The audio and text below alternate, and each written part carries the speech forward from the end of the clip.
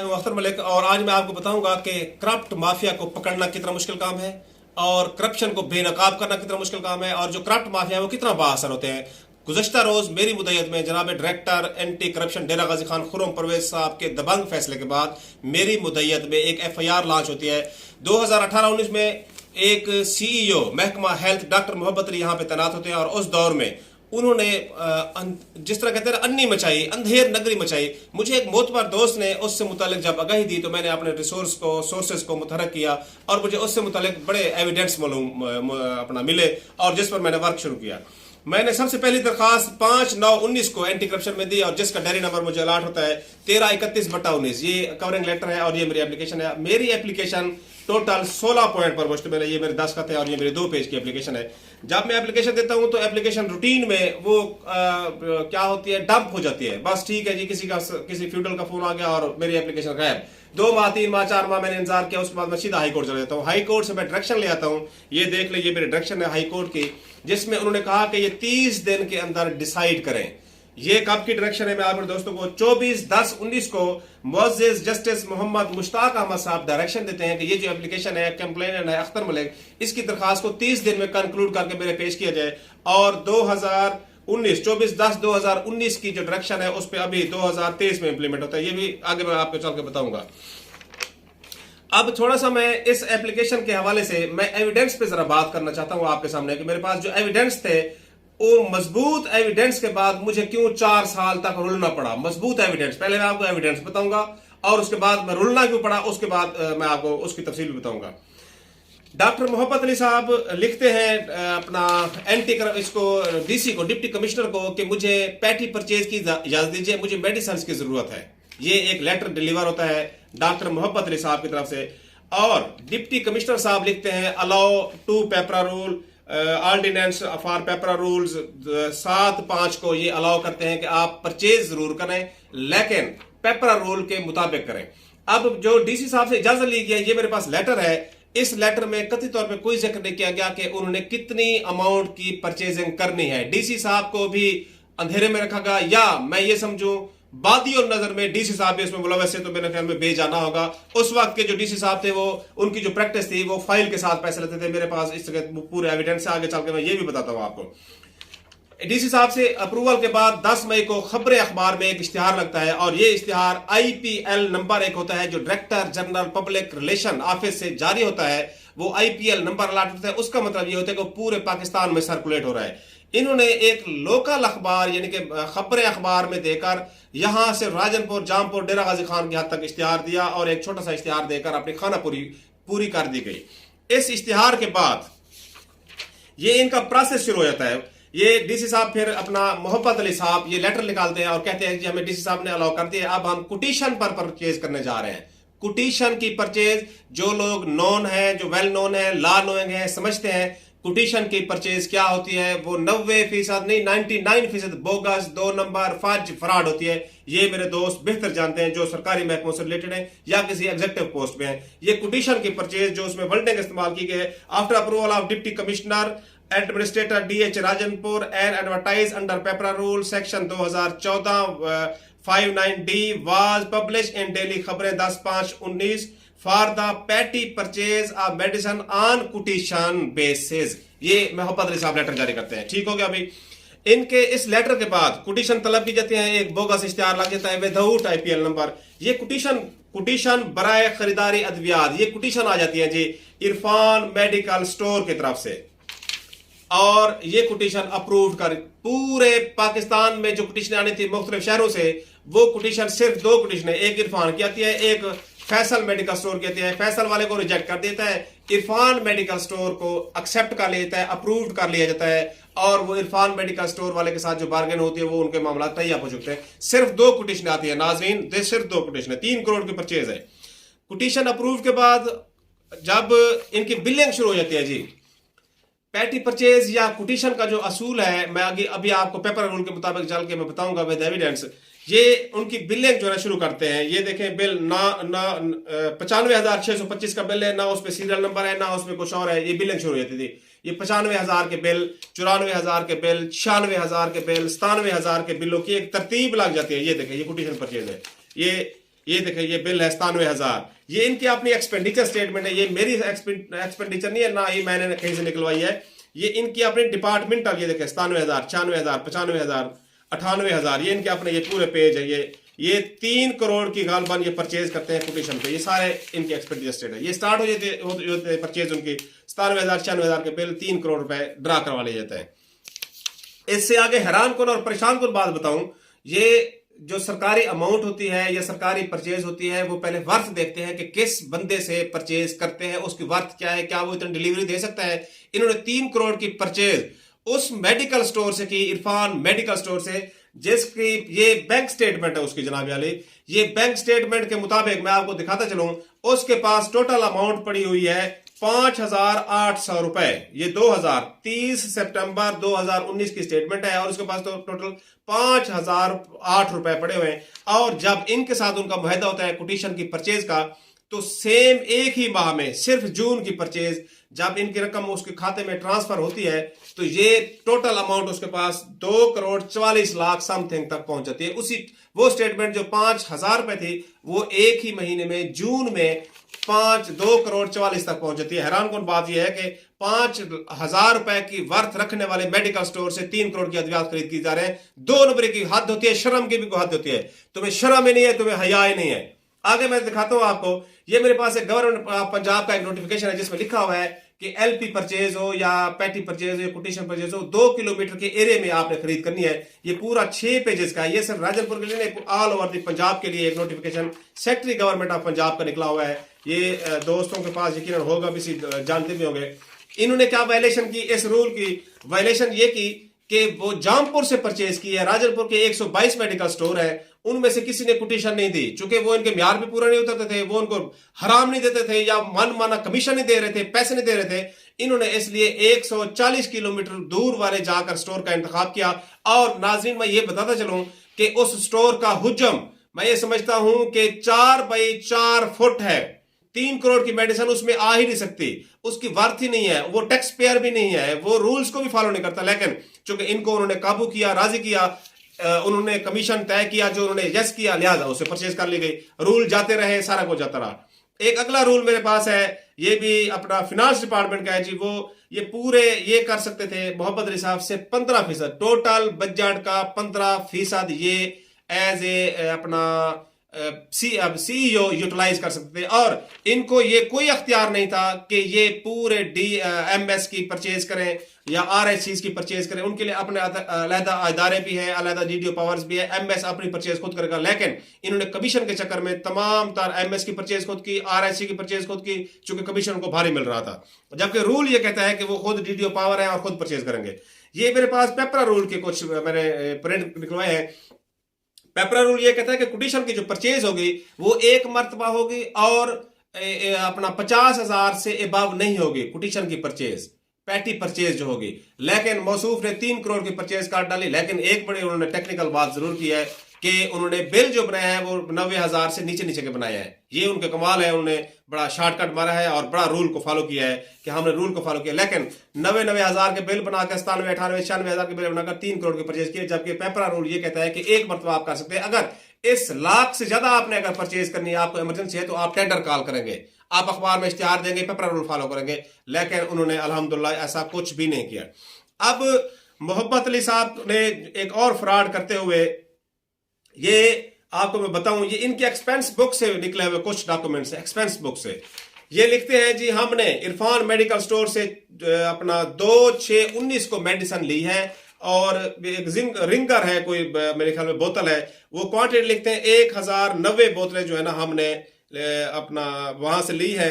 तो ये हमने जो है ना अपने पास रख लिया। आप देख लें इनकी एक्सपेंस बुक्स के निकले हुए कागज पर ना मैन्युफैक्चरिंग डेट है, ना एक्सपायर डेट है, ना ही उसका कोई सीरियल नंबर है, ना ही उसके कोई दीगर लवाजमात है, ना ही उस पर डीटीएल है, कुछ भी नहीं है। ये देखें। और मजे की बात आपको ये बताऊं कि आगे इनसे इन मेडिसिन रिसीव की इरफान मेडिकल स्टोर से, आगे इन्होंने अकाउंट डिस्पर्स करते हैं, एक ही साइन है, एक ही बंदे के साइन है, एक ही बंदा साइन करके एक ही डेट में, ये देखें 27 एक ही डेट में वो 6-7 हजार मेडिसिन जो भी आई हैं वो आगे डिस्पर्स कर देता है एक ही साइन के साथ। और लिखता क्या है, जी ये 300 हमने अपना वो दी फाजिलपुर को, 400 दी कोट पिठन को, फिर आगे 500 दी हमने मोहम्मदपुर को, दाजल को, फलां को, ढींग को। जबकि इसका एक रूल है कि वो अपनी डिमांड भेजेंगे, डिमांड के बाद उनका एक बंदा आएगा रजिस्टर लेके, उस पर रिसीविंग देगा, वो रजिस्टर रिकॉर्ड में होगा, फिर जाके मेडिसिन डिस्पर्स होगी। लेकिन अल्हम्दुलिल्लाह चूंकि इन्होंने मेडिसिन ली ही नहीं है, कागजों में यूटिलाइज किया है, ले रहे हैं, और उसके बाद डिस्पर्स भी, रिसीविंग वाला भी वही है, डिस्पर्स वाला भी कोई दरमियान में ना कोई डिमांड है, ना कोई रजिस्टर है, ना कोई स्टॉक है, ना कोई रिसीविंग है, कुछ भी नहीं है। ये अल्हम्दुलिल्लाह बड़ा कमाल कर दिया इन्होंने। इससे ज्यादा मैं आपको एक और डेंजरस बात, जनाब मोहब्बत अली साहब जब अपने अमूमन बंदा दोस्तों वहां जब आप इख्तिदार पे हो या कुर्सी पे हो तो उसकी आंखों में जो है ना चर्बी आ जाती है, और वो बंदे को बंदा भी नहीं समझता, और वो कभी नहीं समझता कि यार मैं पकड़ा भी जा सकता हूं। मोहब्बत अली साहब की एक और 2 नंबर में अपने दोस्तों को बताता चलो, ये मेरे पास सीईओ ऑफिस की स्टेटमेंट है, बैंक स्टेटमेंट है नेशनल बैंक की, सिर्फ नेशनल बैंक की। एक और भी बैंक में खाता है उनका, लेकिन वो मेरे पास अवेलेबल नहीं है। इसमें 6 करोड़ ये अमाउंट है जनाब सीईओ मोहब्बत अली के दौर की, 2018-19 की। मैं फिगर आपको पढ़ के सुना देता हूं, 6,41,12,092 रुपए। ये जनाब मोहब्बत अली के, ये अटेस्टेड रिपोर्ट मेरे पास है, ये जनाब मोहब्बत अली के पर्सनल अकाउंट में, डीएचए के अकाउंट में। जबकि कानून ये कहता है, लॉ ये कहता है, पेपरा ये कहता है, हुकूमत ये कहती है, सेक्रेटरी ये कहता है कि आप 10,000 से ऊपर अपने अकाउंट में पैसे रख नहीं सकते। इन्होंने ऐसा क्यों किया? इन्होंने ऐसा इसलिए किया कि जो कंपनी हमसे परचेज करेगी, हम फिर मन माना कमीशन तय करके उसको अपना पेमेंट करेंगे। अदरवाइज कानून ये कहता है कि जिस कंपनी से आपने परचेज की है वो ही कंपनी के नाम पे, वेंडर के नाम पे चेक बनेगा, और वो चेक जाके खुद ड्रा करवाएंगे। आपका परचेज के बाद फंक्शन खत्म, वो खजाने से बिल पास करवाएं, खजाने से चेक पास हो, उसका अंडर रूल काम हो, और जाके बैंक से कैश ड्रा करवाएं। लेकिन मौसूफ ने मेहरबानी करते हुए करोड़ों रुपए अपने बैंक में इसलिए रखे, अपने खाते में इसलिए रखे कि वो मन माना कमीशन कंपनियों से ले सकें। और जब आप पकड़ा गया है वो कहते जी ये कोई वैल्यूएशन ही नहीं है, ये कोई कुछ नहीं है, इसमें मैंने क्या ऐसे 2 नंबरी की है, फलां की है। और इस 2 नंबरी में महकमा खजाना के वो करते धरते जो अब रिटायर हो गए, अक्सर मर चुके, फौत हो चुके, वो भी इसमें इंशाल्लाह आने वाले हैं, वो भी सुख की नींद। आप भी खजाने वाले साहिबान, आप भी सुख की नींद ना सोएं, इंशाल्लाह आपके भी पिंडोरा बक्स अभी खुलने वाले, आप बेफिक्र रहें। डेंजरस तरीन बात मैं आपको एक और दोस्तों को बताते चलूं, ये मेरे पास चलान फार्म है। जब ये टेंडर होते हैं तो उसकी फीस होती है 1,000 रुपए, 500 रुपए। जो कंपनियां वहां से आती हैं और टेंडर फीस लेती हैं और 500 1000 लेकर टेंडर सबमिट करती हैं, जमा करती हैं, प्रोसेस स्टार्ट करती हैं, ये उनकी चलान फार्म है जी। टेंडर फीसें हैं, ये मेरे पास 10-12 हैं, ये मैं आपको दिखा देता हूं। मुझिका खेज बात, अंधेर नगरी की मैं आपको मिसाल दूं, ये मेरे पास चलान फार्म है 33,000 का, 30/8/2011 का चलान फार्म है जी। ये टेंडर हुए 30/8/2011 को, और उस पे टेंडर पे जितनी कंपनियां वहां पे आई उन्होंने हिस्सा लिया, उन्होंने 33,000 2011 में जमा करवाया। वो कौमी खजाने में जमा नहीं हुआ। मेरे आवाज उठाने के बाद, मेरे अपना गुफ्तगू के बाद, मेरी दरखास्त के बाद, इतने चलाक क्लर्क है, उन्होंने 9 अगस्त 2021 को जनाब अली ये रकम जमा करवाई है। ये चलान फार्म है। ये अंधेर नगरी बदमाशी गुंडागर्दी की इनकी इंतहा तो देखें हेल्थ वालों की। 2011 के चलान फार्म 33,000 ये इनके बाप का माल था, ये आपका और मेरा माल था, ये आपके और मेरे पैसे थे, ये स्टेट के पैसे थे, कौम के पैसे थे, ये हुकूमत के पैसे थे, जो इन्होंने बाप का माल समझ के जेब में रखा है। अगर मैं आवाज ना उठाता तो ये पैसे इनका बाप भी जमा न करवा सकता। 33,000 ये 2021 में आके जमा करवाते, यानी कि 10 साल बाद। ये इसी तरह एक और चलान फार्म है 2 अगस्त ये 2004-3-2021-2010 का चलान फार्म है जी। ये मेरे पास, ये देखें, ये 2021 में आके मैंने हाईलाइट किया हुआ है,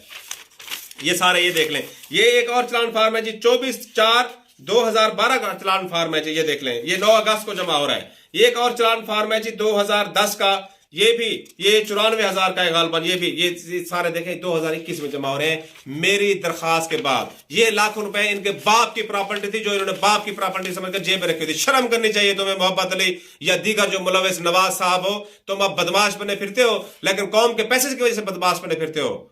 तुमने कौम का पैसा हजम किया है। तुम्हें पता नहीं था कि खुदा मोहम्मद बिन कासिम को भी कभी कभी भेज देता होता है। शर्म आनी चाहिए तुम्हें, बदमाशा करते हो और फिर कौम का पैसा खा के। मैं इसके आगे अगर बात करूं मोहब्बत अली साहब की मेहरबानियों की, मोहब्बत अली साहब ये 4 करोड़ के मेरे पास डॉक्यूमेंट्स हैं। ये हाँ 40 मिलियन के मेरे पास डॉक्यूमेंट्स हैं जी। ये मुख्तलिफ RHCs हैं, मुरम्मतियां हैं उनकी। ये 4 करोड़ रुपए मोहब्बत अली साहब डेवलपमेंट के लिए दे देते हैं। बिल्डिंग को जी डेवलपमेंट के लिए दे दिया। ये बाइफर्केट किया गया है, जबकि ये भी इलीगल था। जाम खलील थे उस वक्त IRMNC के प्रोग्राम के हेड थे, उनको अपना वो किया, प्रेशराइज किया या जो कहे, लेकिन खैर चलो वो अमाउंट उन्होंने डिस्पर्स कर दी, उधर बिल्डिंग वालों को चले गए।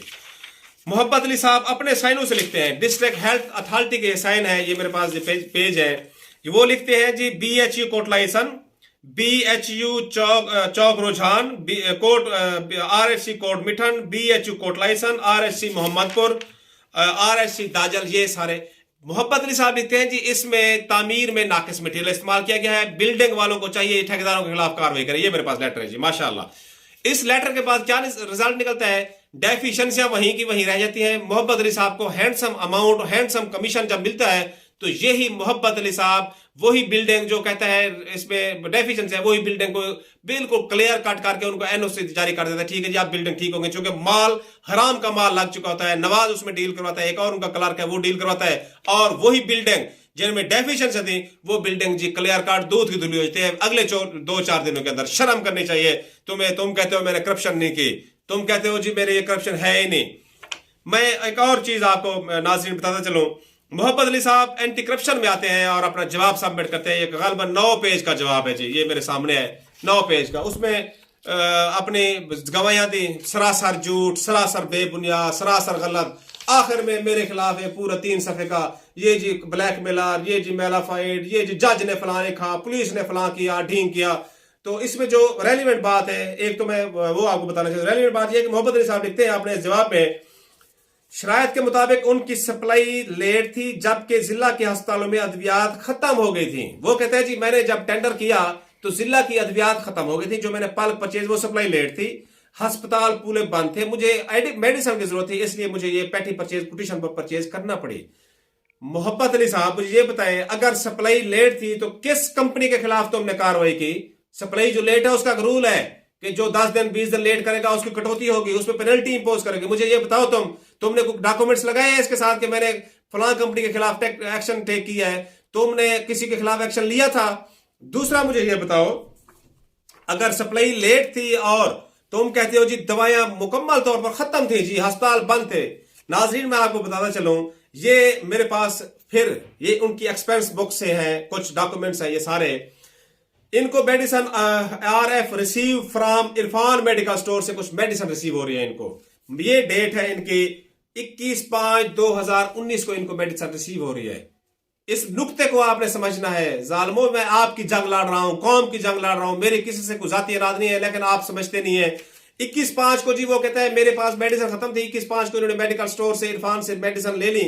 अब जिस मेडिसिन मुख्तलिफ उसमें अस्पतालों में जी मेडिसिन खत्म थी, अब रिजल्ट ये है 21/5 को आने वाली जो मेडिसिन है 21/5/19 को वो 2 महीने इनके बाप के स्टॉक के पास पड़ी रही है, 2 महीने बाद जी वो डिस्पर्स होती है। 12/7/19 21/5 की आने वाली 12/7/19 को ये डिस्पर्स हो रही है सारे। ये 12/7/19 की एक्सपेंस बुक है जी।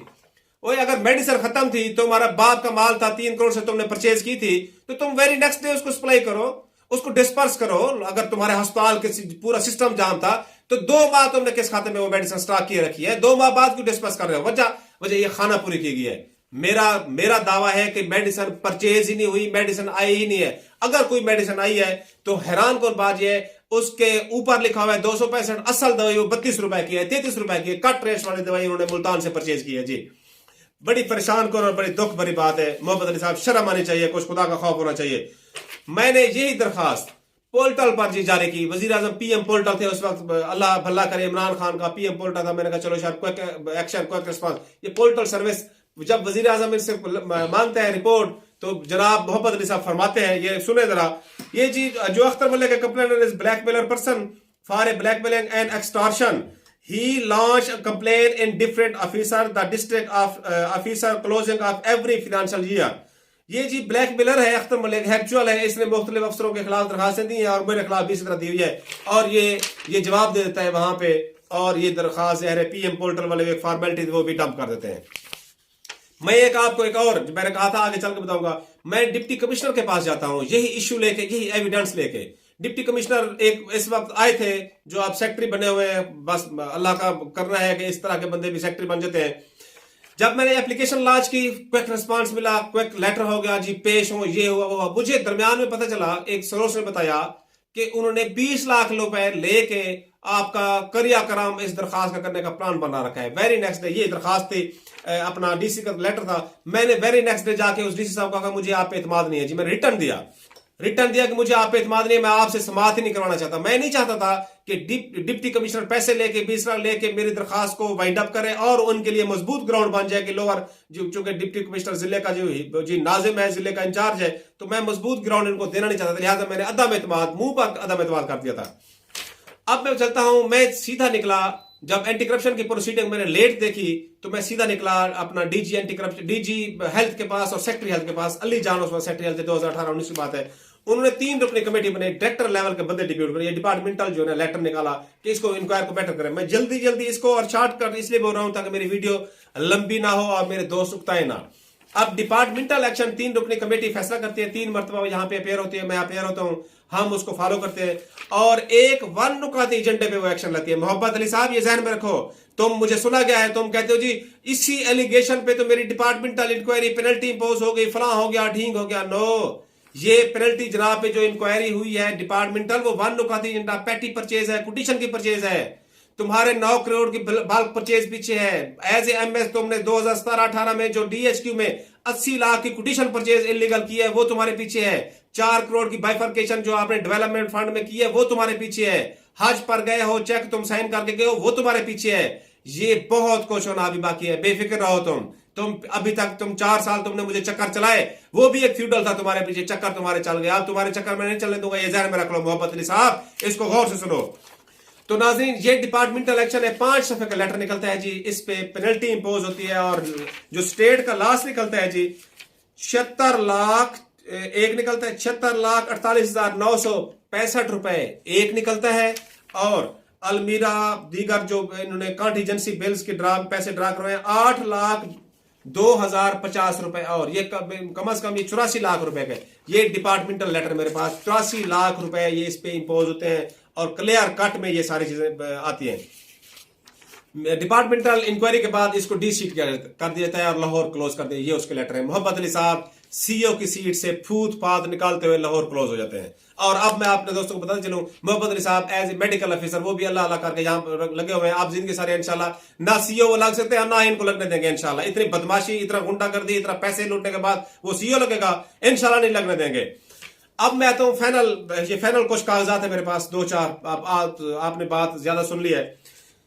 तमाम तर एविडेंस के बाद मेरी पहली फाइनल रिपोर्ट एफआर बनती है 27/5/2021 को। इंक्वायरी ऑफिसर आरओसी रिकमेंड करता है भी ये पर्चा बनता है अख्तर मलिक के एविडेंस के बाद। ये रिपोर्ट लिखते हैं जी मोहब्बत अली, रिपोर्ट लिखते हैं जी अकाउंटेंट मोहम्मद नवाज और साकिब सजाद के खिलाफ जो है ना ये 2 नंबरी का पर्चा दर्ज किया जाता है। ये रिपोर्ट है जी, ये है 27/5/2021 को। इसके बाद मोहब्बत अली जब इसको पता चलता है, मोहब्बत अली फिर एक्टिव होता है।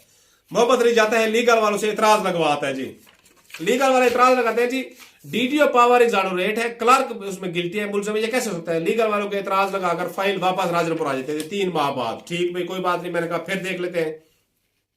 3 माह के बाद जी फाइल फिर जाती है 10/9/21 को जनाब अली, काफी महीने बाद 10/9/21 को ये मेरे ख्याल में को 45 पेजेस की ये फिर एफआर बनती है। इसमें लिखा जाता है कि मोहब्बत अली और इसके 2 क्लर्क जो है मोहम्मद नवाज वगैरह वो शामिल है और उनके खिलाफ पर्चा दर्ज किया जाए। ये कुछ 40-45 पेजेस की, ये देखें ये परंदा है पूरा।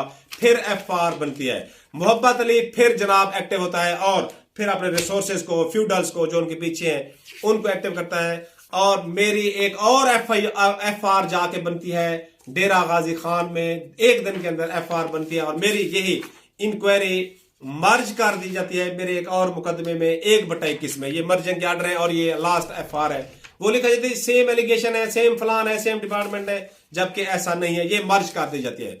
मैं फिर गाड़ी निकालता हूं, मैं DG anti corruption Rana Jabbar साहब से मिलता हूं और उनको डिटेल यही डॉक्यूमेंट्स जो मैं आपको भी बता रहा हूं, मैंने चैलेंज के साथ उनको कहा, मैंने कहा जनाब अली अगर ये डॉक्यूमेंट्स वाले बंदे भी बच जाएंगे तो आपको मेरे ख्याल में एंटी करप्शन में ना रहने का हक है और ना ही इदारा एंटी करप्शन को चलने का हक है। इस इदारे को मैंने कहा बंद कर दिया जाए। मैं इतना वहां पे इश्तियाल में आ गया।